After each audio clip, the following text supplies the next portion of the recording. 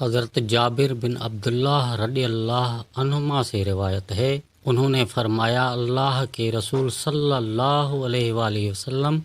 جب خطبہ ارشاد فرماتے تو آپ کے آنکھیں سرخ ہو جاتی، آواز بلند ہو جاتی اور غصہ تیز ہو جاتا، یوں محسوس ہوتا کہ گویا آپ دشمن کے لشکر سے خوف دلاتے ہوئے کہہ رہے ہیں وہ صبح یا شام کو حملہ آور ہونے والے ہیں، اور آپ اپنی شہادت کی انگلی اور درمیانی انگلی کو ملا کر فرماتے مجھے اور قیامت کو اس طرح بھیجا گیا ہے جس طرح دو انگلیاں ایک دوسرے سے بہت قریب ہیں۔ علاوہ ازیں فرماتے اما بعد بہترین چیز اللہ کی کتاب ہے اور بہترین طریقہ محمد صلی اللہ علیہ وآلہ وسلم کا طریقہ ہے، اور بدترین کام نئی ایجاد کردہ کام بدعتیں ہیں اور ہر بدعت گمراہی ہے، اور فرماتے تھے جو شخص مرتے وقت مال چھوڑ جائے وہ اس کے گھر والوں کا ہے، اور جو اپنے ذمے قرض چھوڑ جائے، بیوی بچوں کو لاوارث چھوڑ جائے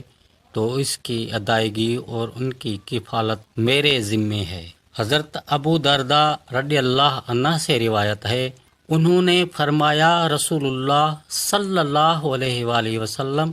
ہمارے پاس تشریف لائے جبکہ ہم فکر کے بارے میں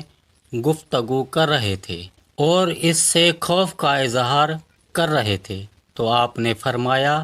کیا تم فکر سے ڈرتے ہو؟ قسم اس ذات کی جس کے ہاتھ میں میری جان ہے، تم پر دنیا اتنی زیادہ برسا دی جائے گی حتیٰ کہ کسی کی دل کو اس کے سوا کوئی چیز مائل نہیں کرے گی، ہر شخص اس کی طرف متوجہ ہو جائے گا۔ اللہ کی قسم میں تمہیں روشن چاند کی راتوں جیسی شریعت پر چھوڑ رہا ہوں جس کی رات اور دن برابر ہیں۔ حضرت ابو درداء رضی اللہ عنہ نے فرمایا اللہ کی قسم رسول اللہ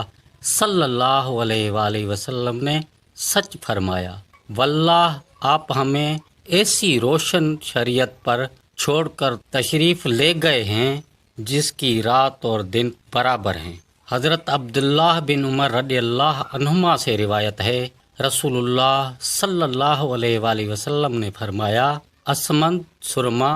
آنکھوں میں لگانا اپنے اوپر لازم کر لو، کیونکہ وہ نظر کو تیز کرتا اور پلکوں کے بال اگاتا ہے۔